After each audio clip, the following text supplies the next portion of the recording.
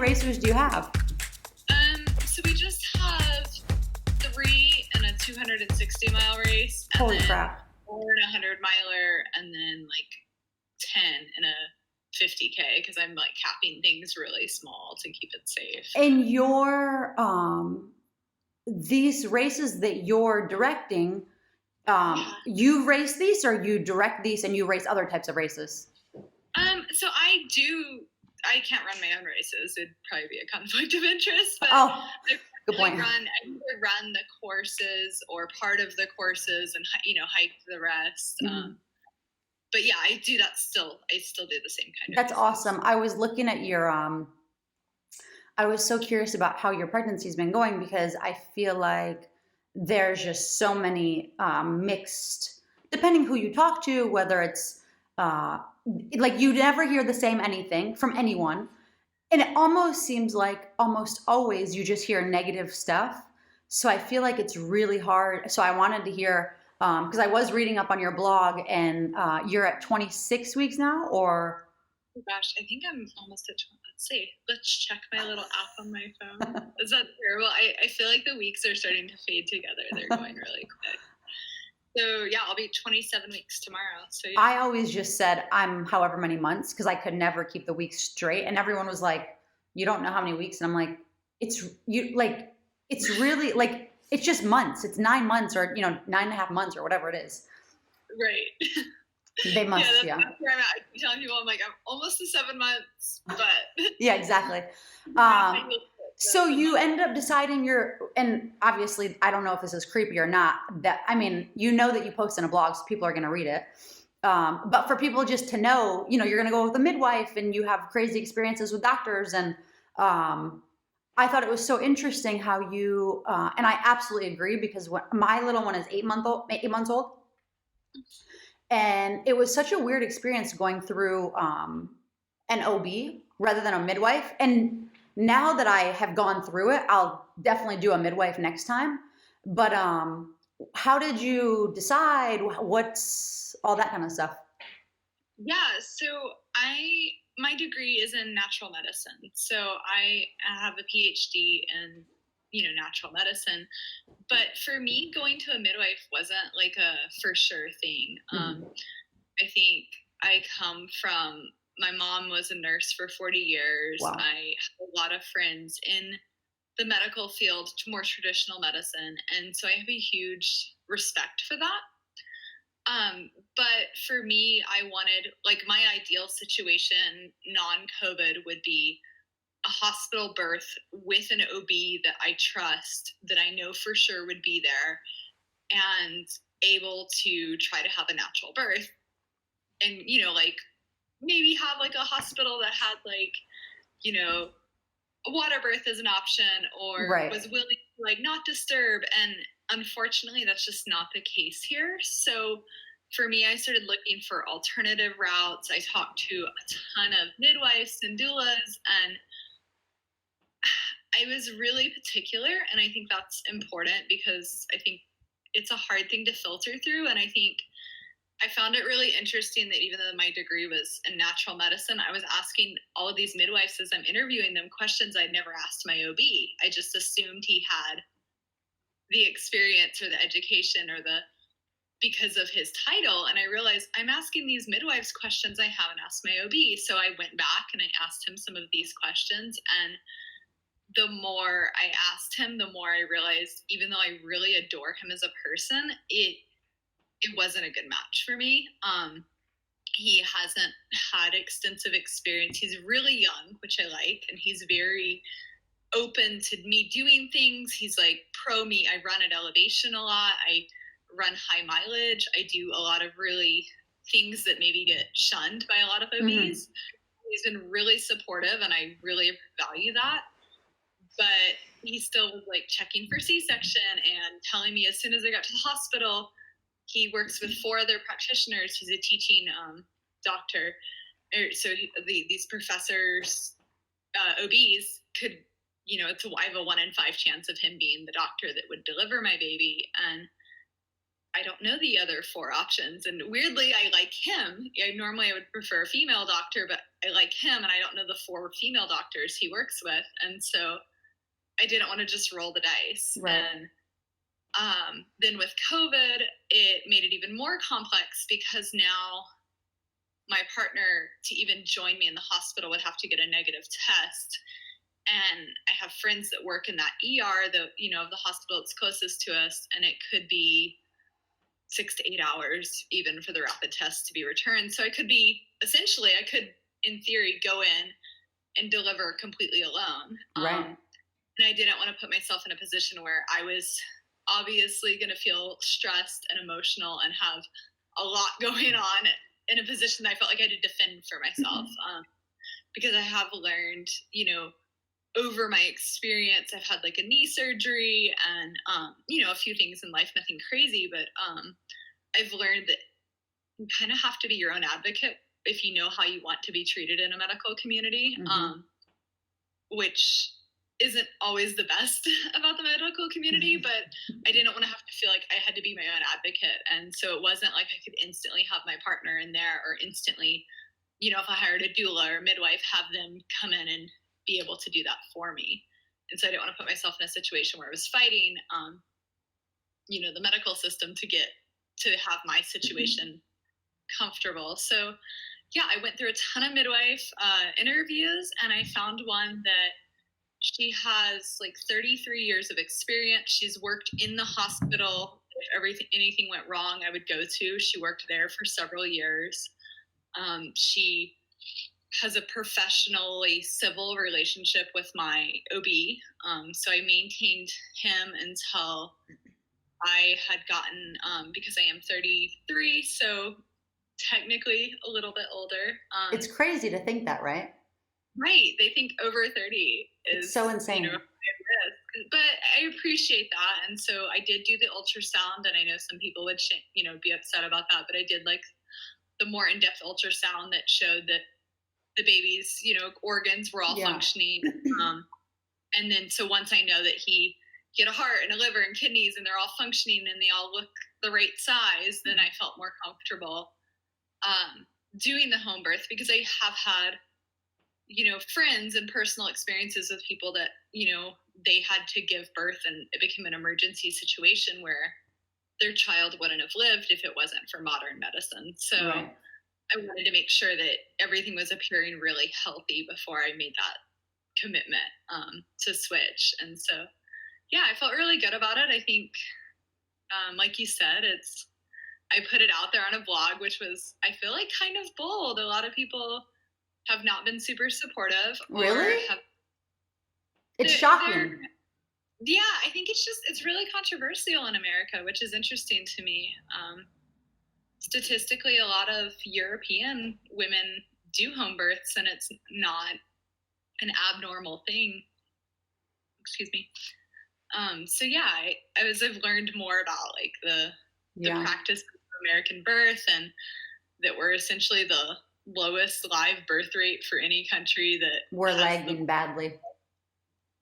Yeah. And so I looked into like Europe, and it's really common there. And all of those countries have higher statistic rates. And I've read a ton of books, and I feel confident with my decision. So, and I'm also the fact that I'm confident with my decision, but I'm willing to adjust if needed. If things start to go wrong, I'm not going to try to be stubborn and be like, no, I'm staying here. And, how far are you from the closest hospital? So about 40 minutes, which is definitely something to consider. My partner and I are still deciding if we would do it at our house or like somewhere closer, but I'm pretty confident we're going to go with the home, actually at home. Yeah. It sounds like the woman that you end up choosing for your midwife, she is, it just feels, it's like, and I've interviewed different midwives, and actually there's an episode that I would totally suggest you listen to after we're done. I'll send you the link. And she's a midwife. She's been doing it forever. And it was very, very interesting to hear her statistics, and she's a doctor. So she's all data driven. and Right. she's in Australia. So it's a totally, obviously different system, and you've done research, so you see how it is in Europe and abroad. And it was after speaking with her for an hour or an hour and a half, I think we spoke, it really solidified for me, like, just, it's almost like, and I get that, doctors and nurses and all these things, they're there to help you.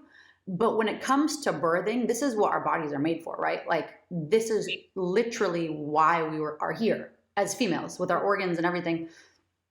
And it's so interesting how she basically just said that they try to scare you into using, the OB in that community because it's a money funneling thing.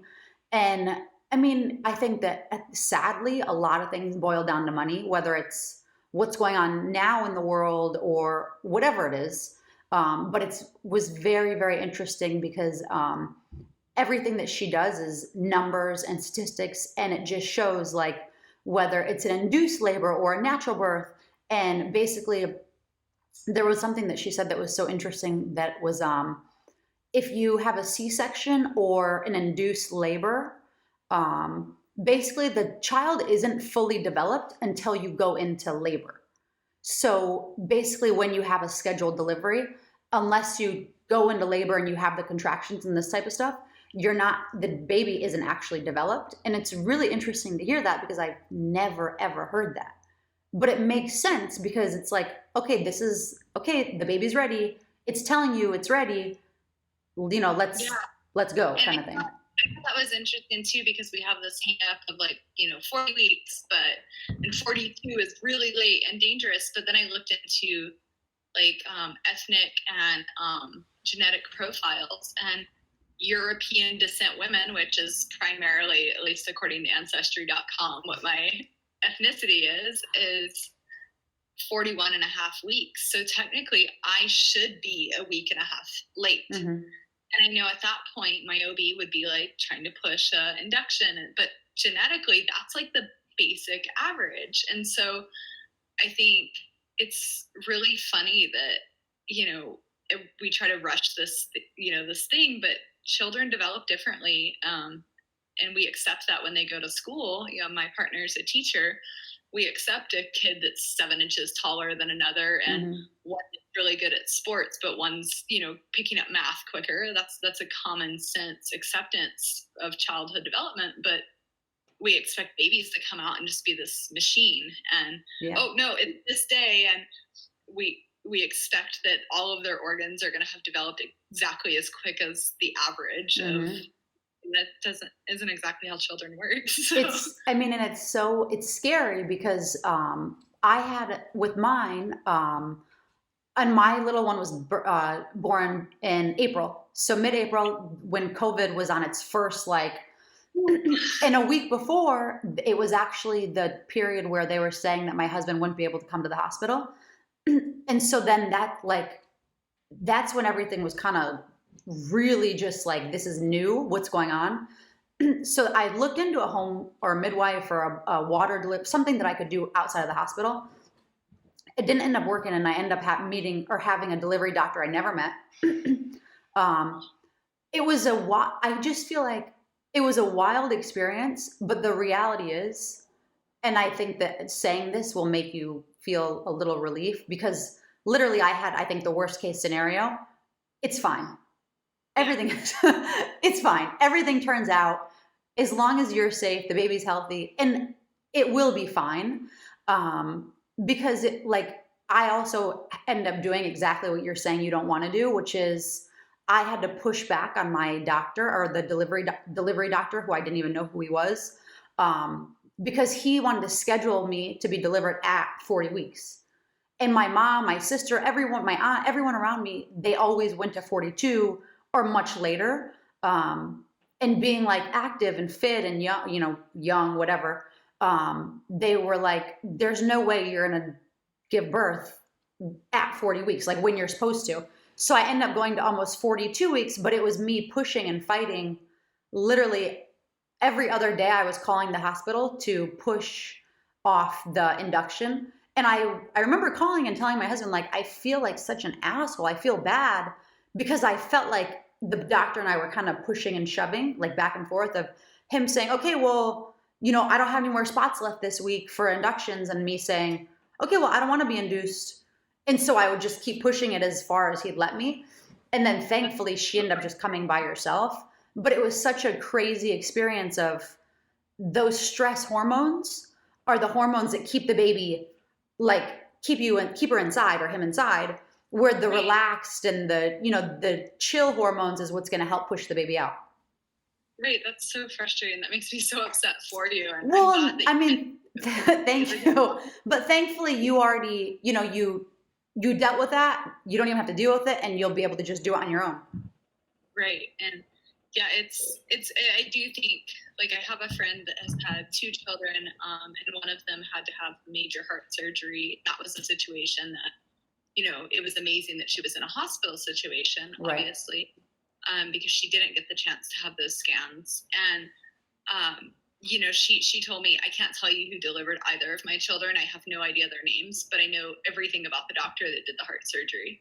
Wow. And so I feel like that says a lot about, like, the resiliency of women, because to her, the labor or the giving birth, the, whatever occurred there wasn't really important. Mm-hmm. But on the back end, I feel like she didn't get the experience that obviously she would have wanted. So I do think, like, to have the midwife and do the home birth and do it your way with, there's always an ideal situation, but I don't think I really think it's important to tell people it's not selfish to try to have that ideal situation. It is an experience for the mom as much as it is for the baby. And 100%. Obviously you want to control it and make it safe. And that was really important to me, that my midwife was, she was a certified nurse midwife as well. She comes with medical supplies. And so the safety aspect is super important, but on the same token, you can look up third world countries and they have higher live birth rates than the United States. So it doesn't mean that it doesn't mean anything is anything better. And the hospital that I specifically am closest to has a higher than our national average for C-section rates and a higher than national average for mortality. So wow, that was another thing. If I happen to be really close, I know a friend had a baby in Atlanta in a birthing center inside a hospital and had the dream experience she wanted, but that's not a facility that I have access to. Well, so I think it's really go ahead. Sorry. No, I was just going to say, I think it's really important for moms to realize that it's not selfish to look into trying to have the experience they want, but also I think from my friends having good and bad births, I also am willing to be flexible where needed, obviously. Yeah, absolutely. It's such a wild, the whole thing, it's just a wild experience. And I think, have you heard of, I'm sure you stumbled across it when you were doing research, of the free births? Yes. So that's a huge thing now too. Like, a lot of women are just doing it by themselves, but if you think about it, they do it, they're fine, the baby's fine. I mean, I have no idea what the statistics for that are, but it's so simple. This is what our bodies are for. Like, the statistics for it are really interesting. They're actually just as healthy as most midwife births. And the only problem, I think, is obviously if something goes wrong. And I think that's a lot about maybe knowing yourself. Like, for me, I'm someone who, and that's why I've always kind of been drawn to medical things, is I'm someone who functions really well in emergency situations, probably to the point that I function better in emergency situations than I do in my day-to-day life. I think that's when I think the most clearly. That's when I have the calmest, like, I'm the person that if I see a car wreck, I'm not obviously excited, but you're focused. If I help someone, I'm going to be the calmest, clearest person there, and I'm going to be able to think the right thing to do or the best option. And so I think that knowing that about yourself, or like, for example, my partner's not somebody who likes the sight of blood. And so making sure that I had someone here that was fine with that was important to me, because I wouldn't want to subject him to having that expectation that then he would have a traumatizing situation. Yeah. My husband is not anything. Like, whether I came home one day, he was chopping dinner, I came home from work, and he's sitting at the table like this. And I was like, babe, what do you, and he's like, I can't look. And I looked, and he like, chopped a huge piece of his, and he was sitting there. There was just blood all over. And I was like, you couldn't, he's like, I'm like, how long have you been sitting here, crazy man? But yeah, same. He couldn't, even at the hospital, he was behind me the whole time. Not a chance he was gonna, nothing. Yeah, and I think that's important. It's like, so it's knowing yourself. That said, if my partner was like somebody that was super into it, I think free birth is something that's interesting. Personally, I'm a little too medically drawn to want to go there, just because I do know the statistics of if something happens, how quickly that medical intervention can help, a newborn. If it were just an experience for myself, that's probably the route I would go. But I want to make sure it's also a healthy experience for our son. So it's been really interesting. I've listened to there's a podcast on it. I've listened to a lot. I know a girl that had a free birth. Wow. I think it's really interesting. I'm supportive of women kind of taking birth back into their own hands. If you've read, there's so many good books and documentaries, but there's a book that was written, I think it's like the Removing the Fear of Birth, or the Childbirth Without Fear. That's what it is. Oh, I gotta look into it. Childbirth Without Fear. Okay. It was written in the 1940s, and it's really interesting. Structurally, like the language is a little old-timey and all of that, but it's really interesting because I would never be interested in politics in the 1940s. But now I'm really fascinated because politics in the 1940s greatly affected why people are birthing the way they birth, and where money went, and why it became such an industry. And then like you go into like the documentary, like The Business of Birth, and you see why that's set up the way it is, and why people are pushed inductions, especially around holiday times and before the weekend. And it's not about in the hospital situation, most of the time it's not about the mother at all. It's about getting the child out healthy, which is very important. But I think it should be equal parts an experience for the mother that isn't pushing her or potentially putting her in more harm and more pain. Like you said, like with the stress hormones, if you're stressed and scared and panicked and feeling rushed, your body's not going to give birth, because your body's going to hold on to the baby because it knows for sure the baby's safe inside of you. So. Yeah, it's crazy. And it's like so simple. Like it makes sense. But somehow it's almost like we have to some degree been tricked. I mean, in these, if health or something, there's an issue or some sort of, special scenario, that's a whole nother thing. But healthy, mother aside, like I think, and I hope majority population who are having kids, it's like, it just shouldn't even be a thing. Like, I just wish we could learn how to trust our bodies. So it's like, I was just speaking with a woman about this, where it's like, we don't really know where or how to start on essentially educating women that we should be trusting our bodies and we should be taking care of them. And I think that this point goes to something else that I read in your blog that I thought was so interesting, because about your weight gain and what the doctor said, how you were like, why would I even for 1 second listen to what this dude is saying? And it's true, because you're healthy, you're like it, and it gives me goosebumps because it makes me so like upset when people think they have an input. And I get he's a doctor, I get he's your OB or whoever it was, but it's like, your body. Right. And it's also like, I'm still mostly walking, but also running like 60 miles a week. Like that's more than the average American runner runs at their peak physical fitness. And so it's like, my body's moving a lot. And I also know things about myself. Like I tend to retain a lot of water. So if I fly, I put on like 8 pounds of water. Like that's just how my body functions. Like I normally will fluctuate 5 to 8 pounds in a day. Yeah. And so knowing that about myself and knowing that I'm still extremely active, probably more so than, some people would even recommend, I'm not at all worried about my weight gain. But it was a little shocking that he essentially really like called me out about my weight gain. And I'm like, well, I'm glad I'm gaining weight. I'm excited. It's so cool to see my body doing what it needs to do. And, am I super thrilled that my thighs are thicker than normal? I mean, no, to be honest, but if that's where my body wants to put on some weight, then go for it. Like, this is a process. So Yeah, it's a temporary thing. And I think that a lot of the times, whether on either side of the spectrum, right? Like you're going to get people who say you're not gaining enough weight. You're going to get people who say you're gaining too much weight. It's like there's always both sides of the push pull. And for whatever reason, being pregnant, it's like you're always stuck in the middle. And it's funny too, because I remember when I was pregnant, I was like, because I like running, but I'm more into like lifting weights and like CrossFit and that type of stuff. So I remember like I had my tummy hanging out and I'm like doing double unders and box jumps and throwing the barbell around and people are like, "Are you serious?" And I'm like, it's more detrimental for me to stop than it is to do, like I've been doing this for years. Like, why do you think it's okay for you to give me your input and I don't even know who you are?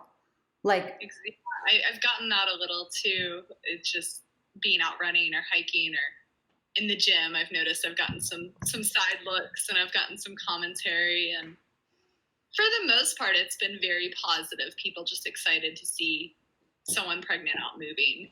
yeah, it's good. But I have had some not so positive comments that just got, if it was on social media, they just got blocked, and that was the end of that conversation. Yeah, I think that's it's funny because I am typically someone who's like, okay, I'll just block you. I don't need to hear what you're saying. I don't need that energy.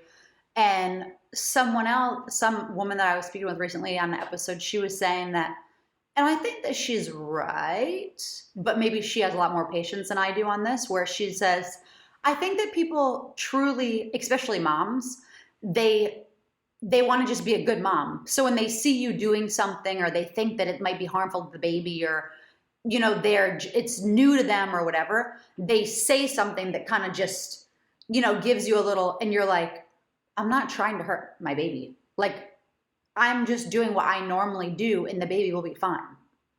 Yeah.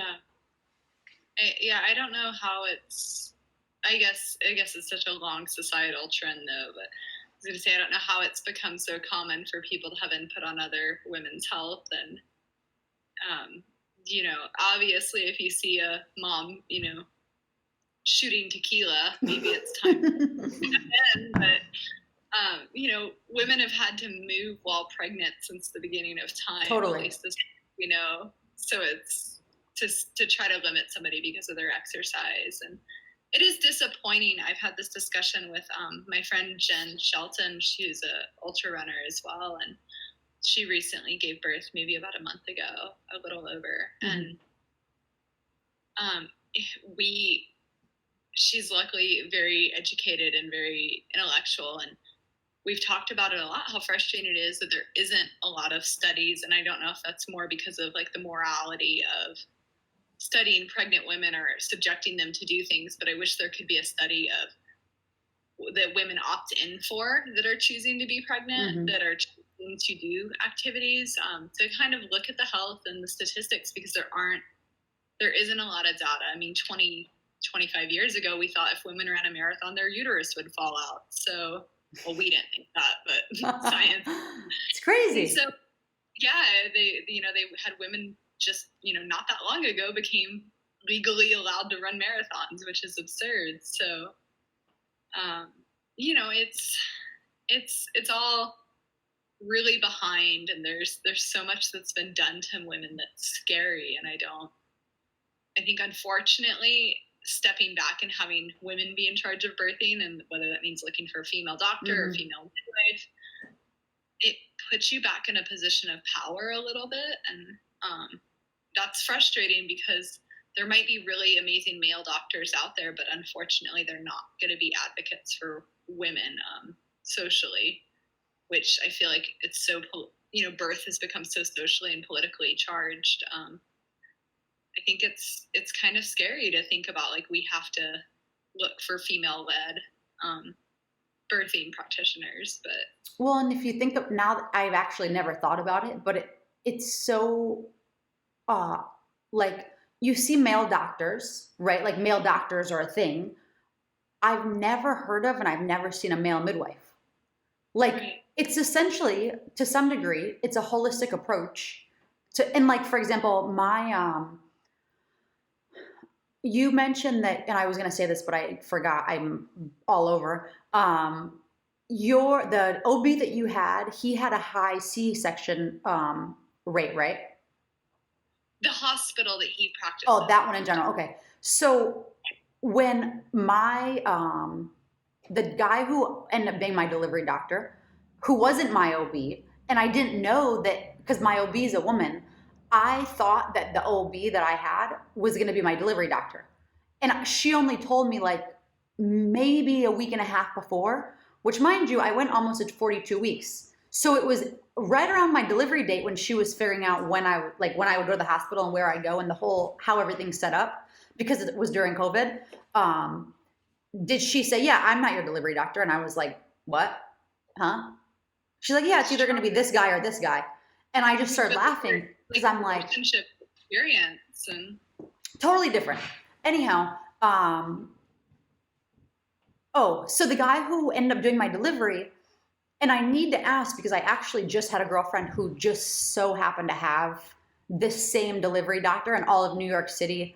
Somehow she ended up having him also. But so I had an episiotomy.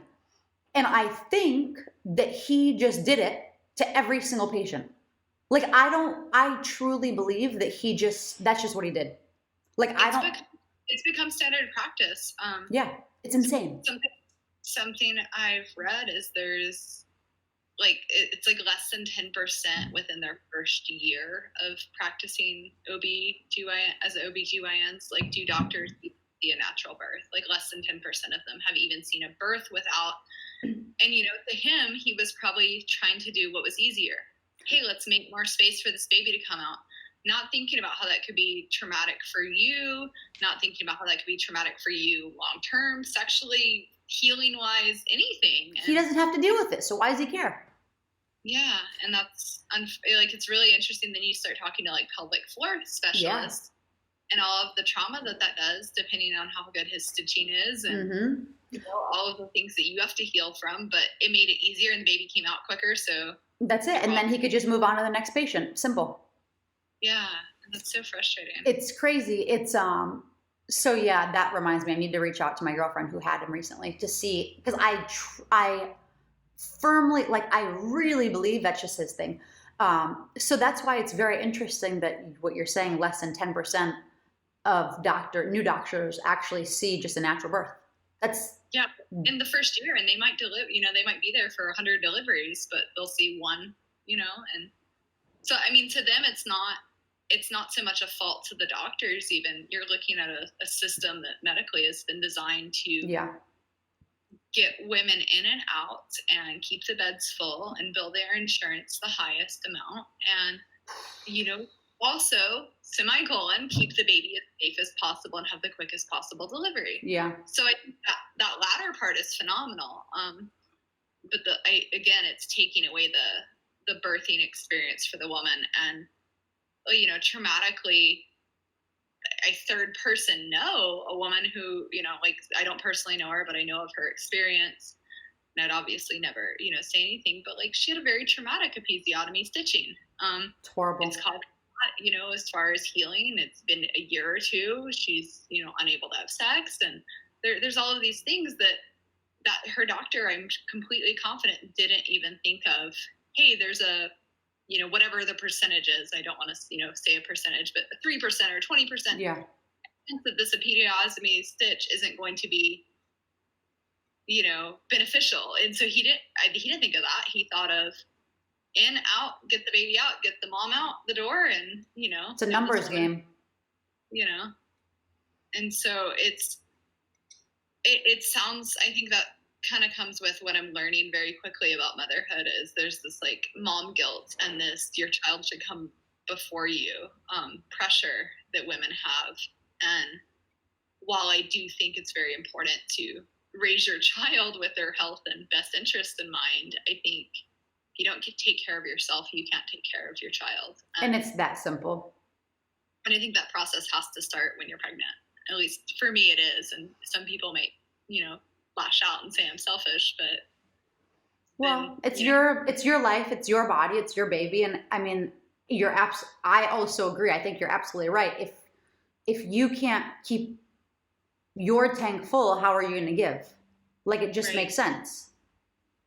Yeah. Okay, so then I'm wondering about your racing stuff, a little bit more about that. So how did you get into it? Tell me. So as far as doing the races, I found out about the sport of ultra running really, really young. I've on and off been a part of running pretty much my whole life. I started running when I was like 7 or 8. Are you from Hawaii? Where are you from normal? So I was born in Virginia, and then I grew up mostly in New Mexico. So I was into ultra distance horse racing from the age of like 6 and 7 on. And those two sports parallel. So ultra running was kind of stolen from the ultra distance horse racing. I never heard of that. The ultra distance. What is that? The horse racing? Like 50 to 100 mile horse races, or like multi-stage races, like 50 miles a day for like a week. So things like that. And so I was into that sport, and I got to travel all over the country and all over the world as a child. I was extremely privileged growing up. I'm very well aware of that. That's so cool, though. That's like, obviously, like, I grew up in the middle of nowhere, so there was like equestrian, 4-H, and the barrels and all this stuff, but I never heard of what kind of horses do they use for that? So they use Arabian horses for the most part. Okay. Because they're bred to be able to like live in the desert and go long distances. And they're a little bit smaller, so their demands nutritionally and for hydration are a little bit less. And so I grew up doing that, and I found out about the sport. I always joke, but the first like crush I might have had, I was like 7 or 8. He was like in his 30s. He's married, still married, amazing woman. But he was like a family friend. And I think he was just the first guy that my parents were friends with that I was like, oh, he's attractive. He's cool. He's not my dad, And so he would do both sports. And so he would run a 100-mile race and also do the same race on horseback. And so I just thought, like, that's the coolest, like, toughest thing a human could do. And I started running. And then my dad would tell me stories. He ran track in high school and had like a very rough, coach. And so he would like tell me the horror and glory stories of his track days. And I just always kind of, I guess, idealized running as this like masculine, tough thing. And I was a very competitive girl. And so I always wanted to like be a better runner, because I felt like that was like, weirdly, I guess it was like me reaching for my equality. Like if I could run tougher or faster than the boys, then I was better than them. And it was like very, so I guess I always kind of measured my worth or my value through like being tougher or being stronger or being more competitive. And, I get that. Yeah, a whole psychology hole you could go down, I guess. But, and so I stuck with it. I ran in high school. I started to run in college, and then got really into beer drinking, almost as competitively. So I decided to focus on that. And then I kind of always identified myself as like, maybe not a runner, but I was a personal trainer after college. I worked at a gym. I'd run to work or run home. It was just kind of always a part of who I was, even though I didn't, I never did a lot of races or identified myself, as a runner competitively. And then I had a knee surgery at 22. And the first thing the physical therapist told me is, well, you won't ever run or be athletic again. And so true to my I'm very competitive and stubborn, and I, crutched my way out of there with some 4-letter words, I'm sure. And I've done an ultra every year since. It's amazing. And so even if they weren't like a race, it was like an ultra distance run. And at the time most of my 20s, I was a bodybuilder, and I was doing fitness competitions. And that was kind of my main source of income through being a trainer for them. But I would still come in and do an ultra distance run without training, and not competitively, just finish. But to me, it was always important to know that I could still move my body that far, even though. And then I kind of got to my end with bodybuilding. I always wanted to have kids. I actually had tried for many years with an ex-husband, and it was unsuccessful. Now looking at it, I think, like, what a blessing. We're luckily able to maintain a civil relationship, but having kids for us would have been a horrible complication. So it worked out. But yeah, I don't know if I wasn't able to have kids because of the bodybuilding. I never missed a period, but I recently read a study, maybe some of your listeners might find interesting. It was by one of the scientists, I think it's called Ava. There's like a fertility bracelet monitor. I've never tried it, but one of the scientists on their team did a study on women who exercise more than 5 days a week and more than 30 minutes per time. And like 80% of the ones, like of all of the women that they studied, they always got their period. They never missed. But 80% of those women who were exercising, I think it came out to like 3.5 hours a week or more, 80% of them were ovulating. And so when my partner and I started trying again, I cut my running back significantly. I gained probably 5 pounds above my normal weight, maybe 10 pounds above my super fit weight. And I really let go of expectations of my body to perform like an athlete and just did very minimal. Like, to me, for me, it was a lot more than I think the average person works out. But for me, it was a drastic cutback, and then I got pregnant pretty quickly. So, congrats. I found that study really interesting. But like we, already discussed, there's just not a whole lot of science out there for women who are athletes and fertility and pregnancy and what that should look like or how that can happen. Yeah, I really, I wish, obviously, because I just hit 31, and it's one of those things where I would love to participate, and I plan to hopefully have one more, maybe 2 more. But I would love to be a part of those study groups because I do think that, I do think that exercise is so important, especially when you're pregnant. I just started reading this book. If you haven't, you should check it out. It's very interesting. It's by a woman, Dr. Stacy Sims, and it's called Roar. Yes. Have you read it or you've heard of it? I have, and she's fabulous. She's one of the doctors I refer people to when I am talking about hormones with them, and they kind of push back, and I'm like, okay, well, this is a book that explains why I'm going down this with you. In much better terms than I explained. Yeah, I love it. I was trying to explain it to my husband the other day, and I was like, I'm definitely gonna have to read it like 3 more times. But it is so good. It makes everything make sense. Because being an athlete, working out, doing rigorous exercises, more than the normal person, I guess. But it's just very interesting how our bodies are. And if you listen to it, it makes sense that, and thankfully, once you laid back a little bit, you were able to get pregnant, what sounds relatively easily. And I feel like if you do take care of your body more than not, unless there's an infertility or sterile or some sort of issue like that, then I don't know. The book gives a lot of insight, basically. But it is frustrating to think I'm obviously very glad that my ex and I didn't have kids. Hindsight. It's very interesting to me that I went to several OBGYNs. I did go through IVF. I did go to fertility specialists.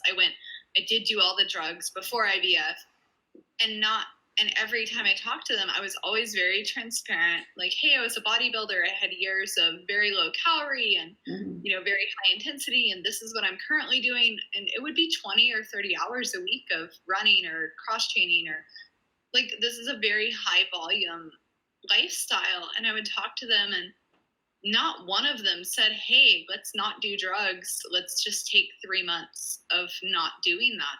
Yeah. And at the time, I would have. Again, I'm glad it worked out for me that it didn't happen. But, it could have been something on his part as well. But or just the universe. Yeah, I mean, hindsight, you just, But that said, it's shocking to me that I went through that with multiple doctors, multiple fertility experts, in multiple countries, like not just in the States. And not one doctor said, "Hey, you're not missing your periods, but let's try backing off anyway." And they all just would jump straight to, "Here, let's prescribe this drug," or "Here, let's do this." And it didn't have to be that way for me to get pregnant. So what made you kind of switch it up with this time around? So I did look into fertility drugs. My OBGYN, because of my history when we were trying, instantly was willing to prescribe me what I requested. So I did look at an estrogen blocker, which is supposed to kind of, you block your estrogen for a few days at a certain time in your cycle to like then boost it so that you ovulate heavier. Mm-hmm. And he wrote me a 6-month prescription, told me do it for 6 months every month. And I just wasn't emotionally ready for that. I did it 1 month. I took a month off. I did it another month. And then I was like, I can't do this. Made me super nauseous. I was like vomiting. I was just emotionally tied to like trying to control the situation because I'd already been through that with another partner. And my current partner was just like, I'd prefer you didn't do that to your body. If it happens, it happens.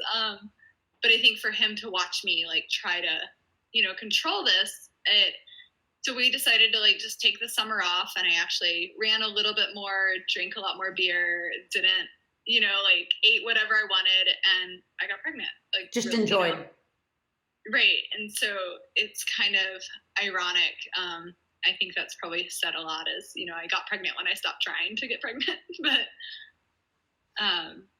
yeah, it was interesting to me, like having gone through that, and I can't imagine for so many women out there that is such a challenge. And I think it frustrates me that we don't talk about how athletic women might have those issues. It becomes this like shunned thing. And so I feel like that's a really isolating period for women who are trying to get pregnant and they aren't having success. Well, it's like, when we're in school, we talk about how to not get pregnant and birth control, and you basically spend your whole life using some form of contraception, so condoms or pulling out, whatever it is, and then one day you're just like, okay, well maybe we should try to get pregnant, and then only then do you realize, oh, actually I can't get pregnant, or whatever the issue is at hand.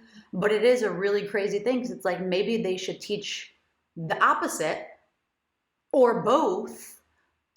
Because I was on birth control for half my life, literally half my life. And I never cycled it. I never got off it. I was always just on the same thing. So when I got off it, I think got pretty lucky, because everything always just was very boring in that segment for me. Like I always got my period. It was always, basically Friday, Saturday, Sunday. That's it. I never, knock on wood, had weird cramps. I never had emotional, like it was just like, I'm basically a boy, basically, is like, it was just so simple. I knew exactly. And I don't know why or what that came from. I just got super lucky, whether it's genetic or who knows. But I just feel like, especially having now spoken with so many women and knowing that there's such a huge issue when it comes to getting pregnant, it's like, it needs to start when we're younger. Because eventually it's just too late. Yeah. One of my friends is a chemist, and he's worked for a lot of drug companies. And this is what popped in my head. Your experience with your birth control might have been because of, so essentially there's like 10 different genetic profiles of people globally. And when drug companies create drugs, they pick their target audience, and they create the drug to best perform for that genetic profile. So drugs aren't created equal for everyone. Advil will work differently for everyone. Right. And depending on where your genetic profile is, Advil is going to work best for you if you fit the target audience. That's so interesting. And varying degrees in receptiveness. So you might have just kind of rolled the dice and gotten lucky with your first birth control that it was the one that was matched for your ethnicity, race, background. Yeah.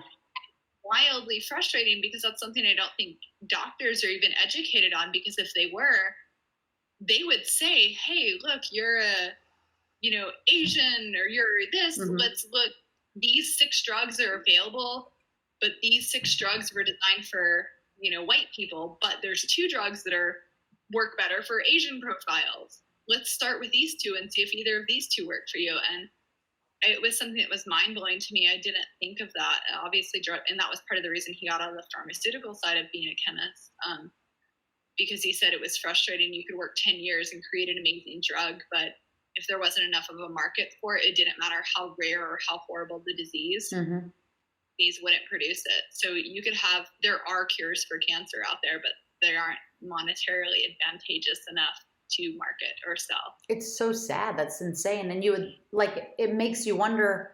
I mean, I guess it goes to everything else. It's all about the money that it will draw in. If it's not drawing enough money, then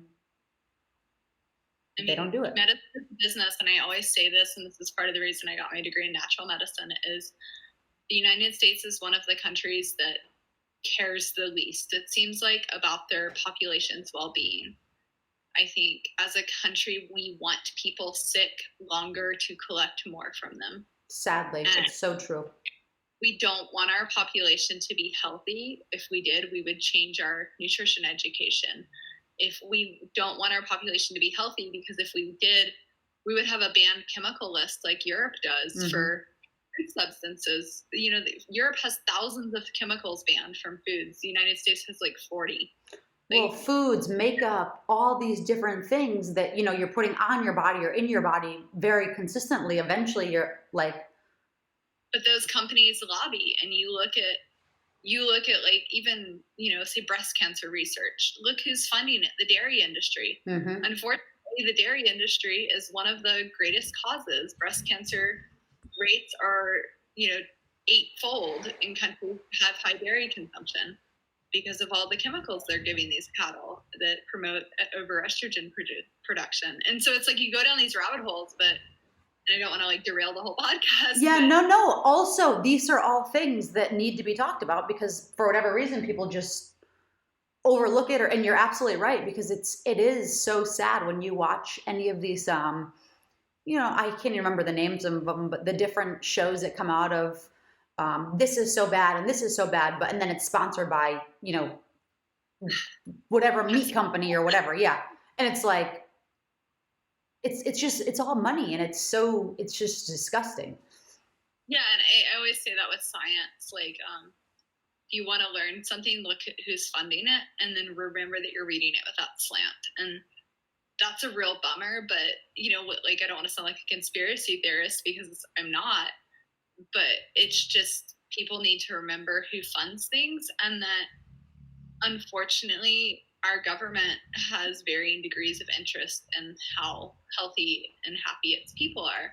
It's last on the list, if it makes a list. I personally think so, but No, it's true. I absolutely agree. Yeah, so it's interesting, and then you look at it from like a birth and a pregnancy perspective, and you can't blame an OBGYN for trying to do what he was told was the right thing and the fastest thing to do, but you can assert yourself and learning to be an advocate. But obviously it's a very, being pregnant itself is a very sensitive and emotional and potentially stressful time. So that's hard, that now we're asking the average layperson woman to step up and become a medical expert in a period of a few months. And I think that you also are coming from a world of like health and wellness and fitness and this type of stuff. And it's like, people are so under knowledge, like they really just have no idea when it comes to things that are good for them or things that aren't good for them. And it's like, I was just speaking with someone else about this, and it drives me bonkers when people are like, oh, well, I'm pregnant, so now I can just, eat all the crap and do all the bad things. And it's like, well, when you're pregnant, you're creating a human, so maybe you should think about that. Yeah, it's wild to me. Like, I even asked, for example, they do like the diabetic testing, to see if you're, have any diabetic issues while you're pregnant. And it's like my OBGYN would ask me to fast and then take in this like chemical dump of processed sugar to then test how my body responds. And is this because why? Because your age? They make everyone do it at our hospital. I never. Yeah, and so they normally, it's like a standard procedure. I get maybe it is an age thing, but to screen if you have, you know, pregnancy-induced diabetes. And so the idea of fasting and then drinking trash sugar just to test my body's response out, well, obviously my body's not going to respond great, but you know, why would I do that in the first place? Yeah. And can you say no? Oh, I obviously did, and I asked my midwife about it, and she said that she will ask her clients to do it, but they would do it with like a green juice that has the sugar, like natural sugar. Right, but at any hospital, it's the standard processed drink that, you know, they mass produce, like a fruit punch or something silly. Right, but then you look at it and it's wild because they're going to bill your insurance, I don't know, like $800 for that drink. They could tell you to go to the gas station and drink a cola, which is also terrible, for $2, or they could go the natural route like my midwife would do with that test and have you drink like a green smoothie that has the sugar in it, you know, with fruit. Yeah. But instead of that, that company that is then producing the sugar drink specifically for this test is selling it for like $800 to $2,000 to your insurance. You know, it's like this crazy. And you look at it, it's a $2 test, or that's all, or less probably, because it's just sugar. Right, and so it's a wild. And you start looking at things like that. For example, my partner, I'm a negative blood type, so I need to know if I want to get the RhoGAM shot to have future children. And so, what is the shot? So if you have a negative blood type, they recommend a shot so that your body doesn't attack the baby if the baby has a positive blood type. Oh. And normally your body doesn't have antibodies built up in it to do that if you haven't had a child before. Got it. So normally it's a kind of an optional with the first child. They test the baby's blood when the baby's born. You can maybe do it after. What's it called? What shot? RhoGAM. I think it's RHOGAM. But it has its whole list of side effects, and it's usually actually like in the next few weeks of pregnancy for me. But it's so funny. So I asked my partner, well, easy fix, let's just get his blood type, and then we know if there's any chance that I need to potentially consider the shot or not. And so he had his insurance, you know, he called his doctor, explained why. His insurance got billed and paid out $900 for him to get a blood test and I'm just like, it does not cost. That's one of the simplest blood tests. If you were to go to a vet, just taking this to animal medicine, to get your dog's blood type, it's all money. Tops $100. And in reality, the lab is, you know, the work of that requirement is tops a $30 test. If you go donate blood, they'll tell it to you for free. Right. But guess what they do when they sell your blood? They sell your blood. They're not donating it. They're selling it to an insurance company for $800 to $1,200 and giving you a T-shirt or an ice cream. Or a sticker, probably. And that's it. A Band-Aid that will rip your skin off. It's just a wildly, you know, absurd broken market. And I understand, you know, they overbill to offset for when people don't have insurance, or when hospitals do lose money, or when people do sue doctors. So it's broken on so many levels. It's just really sad. It is. It's yeah, it's just mind boggling. I can't even fathom it, to be completely honest, because I got, I mean, now I'm 8 months out, but I remember getting home from the hospital, and I was only in the hospital for, it ended up being, so I gave birth at like 1 a.m. and then I spent a night. So I was in there for 2 nights technically. Right. But the first night was giving birth, the next night, and then I was home, because especially now with COVID, they basically get you in and out, which was a huge blessing that I didn't have to spend more time there, because it was whatever. It was nice to be home. Right. But getting the bills once I got home, and I have insurance, it just blew, like I got one bill, just one bill, and I got multiples of these types for like $28,000. $28,000. And you had a fairly simple birth. Yeah. Like there was nothing complicated, nothing happened. And that's just one of the many, many bills that I'm still like figuring out, because basically my insurance is fighting back, the hospital's fighting back, and then I'm stuck in the middle calling back and forth and hoping that someone else will pay, because it's the middle of a pandemic and I just had a baby and work is crazy and weird, and like it's crazy. It's absurd. It's absolutely terrible. So I do think that definitely having a midwife, and having now you've stopped going to the doctors and everything's pretty holistic from this point, it will probably be a much smoother path for you, I hope. Yeah, and I think like the upfront cost, the fact that insurances usually won't cover midwives, I think that is overwhelming to people. But I don't think a lot of people giving birth to their first kid realize that on the back end you do get the bills, and the insurance will not cover all of it. Yeah. So they don't realize how expensive that cost can be, and that's absurd. Yeah, it's insane. I think the midwives I interviewed were between $3,000 and $5,000. Yeah, that is amazing. With like postnatal care, where they're coming to your house for like multiple days for multiple weeks. That includes like my midwife specifically covers care of my partner. So if my partner gets cold, she considers that her responsibility, and she would call in a prescription or a test or whatever for him because she doesn't want to risk me getting sick. That is amazing. And so like I think it's a lot. It's overwhelming, and I come with a medical background and I come with a health background, but definitely advocating for women to try to educate themselves to navigate it as best as possible. 100%. I can see where that's really hard. Yeah, I mean, I think that there's just so many different kind of places to navigate. It makes it pretty confusing on where to start or which direction to go, or there's just so many different routes to take. Right. But I feel like we could talk about a lot of this for a lot longer. I did want to ask you, what do you have going on? Anything you want to share? Anything like this before we wrap up? I know that you have your podcast. Yeah. I know that, so tell what's going on, and I'll attach links and stuff like this to for people to click through.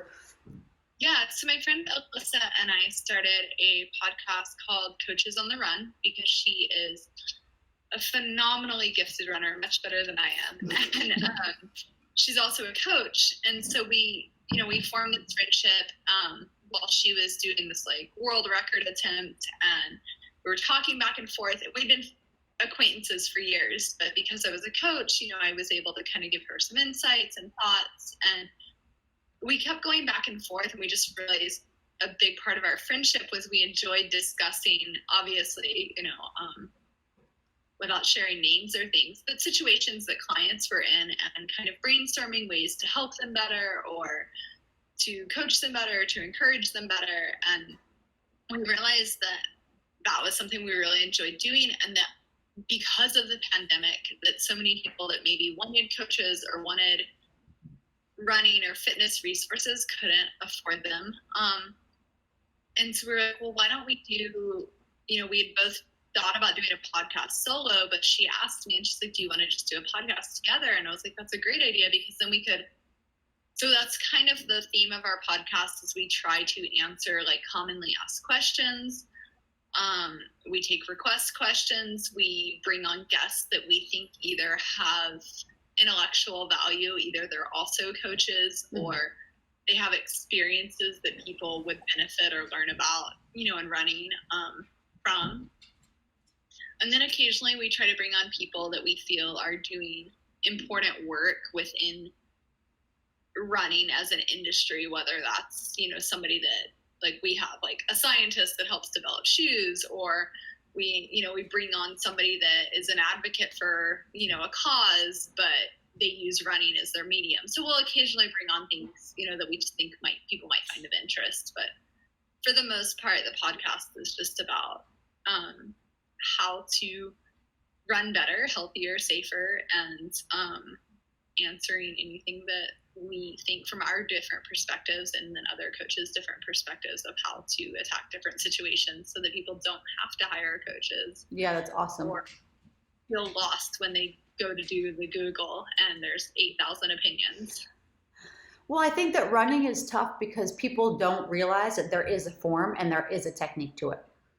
Yeah, and I think people think, I actually posted a question that we wanted to do a podcast on, and I wanted to just like in a couple different run like Facebook forums that were really big groups, and I got like attacked by this guy randomly. Of course, you know, when you put anything out on the internet, but he's like, well, nobody needs a run coach. That's the stupidest. There's a sucker out there for everything. And I'm like, well, I appreciate your opinion, but what have you used as resources then? Because a lot of people don't have resources, or, you know, I've hired coaches.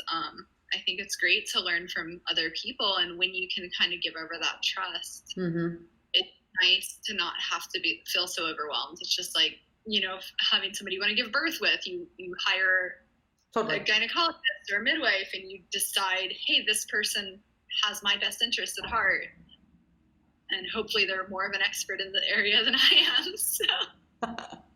Well, it's interesting because it's like it only makes sense. Like you have a coach for, I don't know, personal training. You have a coach for weightlifting, for, you know, Olympic lifting, for ballet, for whatever it is. Why wouldn't you have a run coach?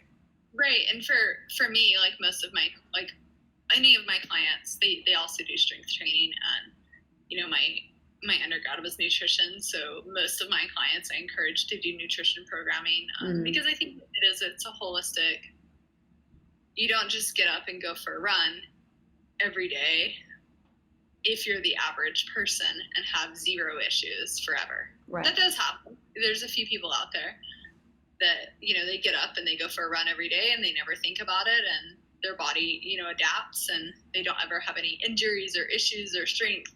And they're completely satisfied with their performance and speed. But that's not everyone. Most people want to rare case. Avoid injury, or, you know, also sleep better, or, you know, whatever. So it's kind of fun to like problem solve for people, I guess. Absolutely, I agree. So you have the On the Run. What else is going on that we could share with whoever is viewing? So if you ever want to come to Big Island, I do put on races. So we have trail and ultra races.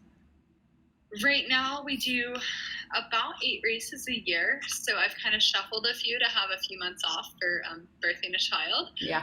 But like right now I'm actually in the process of a race that's staggered out for several days. So it's the Go Big, and it's technically a New Year's race, but I've staggered people starts out over a 10-day period because of COVID to make sure that everyone can extremely social distance and feel really safe, and still get to have like an activity in a race. And so this one specifically is a road race. We have 2 road races a year. One's in June and one's on New Year's. But the rest are all trail, which has been the interesting learning curve, navigating trail permits or finding private landowners and then doing the physical labor of actually creating the trail myself or hiring people to do that. Yeah. And that's been a lot to take on, but I really do want to build the run community here, because we have literally, I think, some of the best running in the world. And I've traveled a lot of places to run.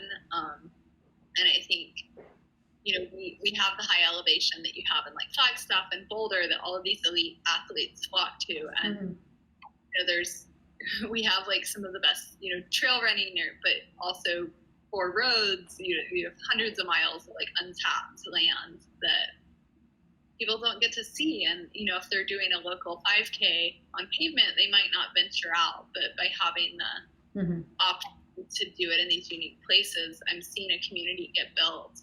Most of our races this last year, every entry, like 80% of the people were doing their first trail race. Wow, that's so cool. What are your shortest and longest distances for the races you host? So I do one in a winery here in my village that I live in twice a year, and we have a 5K. I don't want to step on any of the race directors that do road races, really. So I've kind of I've kind of skipped the average distances, but I do at the winery, I are my shortest. So I do like a 5K, a 3 hour, and a 6 hour, and it's a loop course for that. So you can go as many loops as you want to go. So that would be like your way of doing a half marathon or a marathon.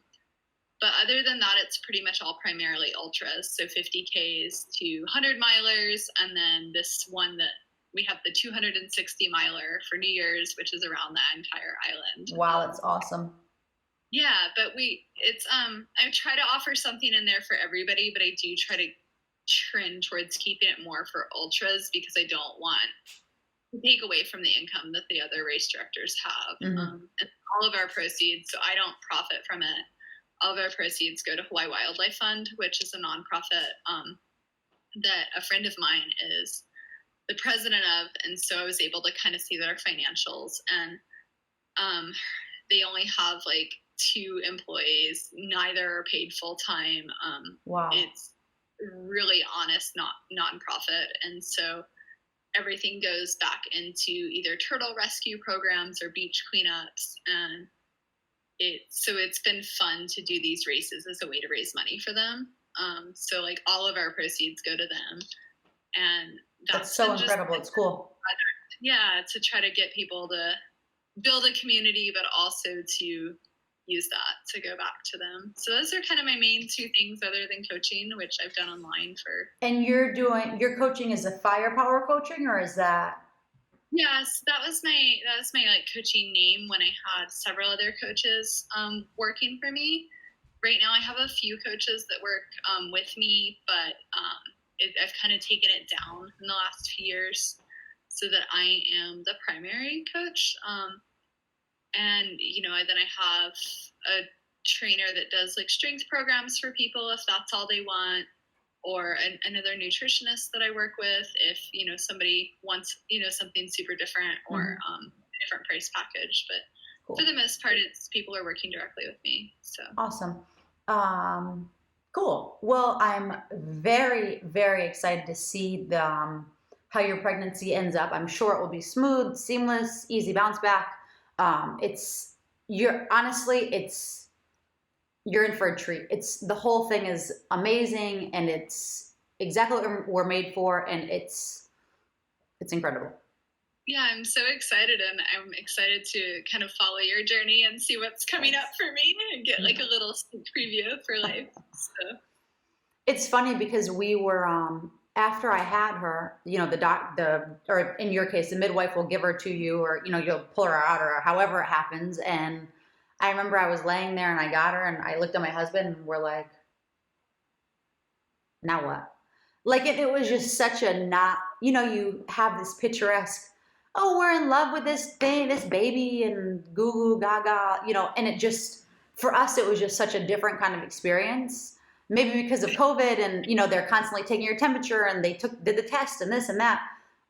I don't know what it was, but it's been such an amazing process because you truly fall in love more and more each day. It's the most cheesy, cliche thing ever. But once your baby is earthside, like it's cool to feel the kicks, and it's cool to like, this type of stuff. But once you actually meet him or him, it's like, it's just so surreal.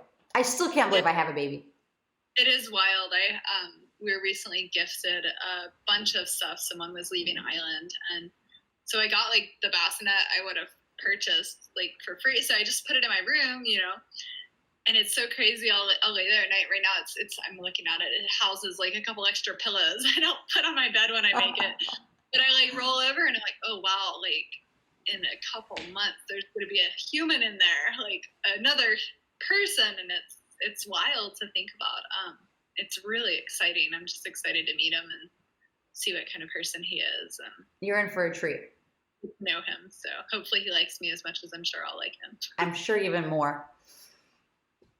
But thank you for having me. Of course. I'm so excited to binge watch a bunch of your podcasts with interesting women. So I really well, thank you for taking time. I know that the time zone, and it's a little difficult, but I'm very, very happy we got to chit chat and hear more about your journey and what's going on over there. And yeah, be in touch and stay well and be well. Thank you so much. I really appreciate it. My pleasure.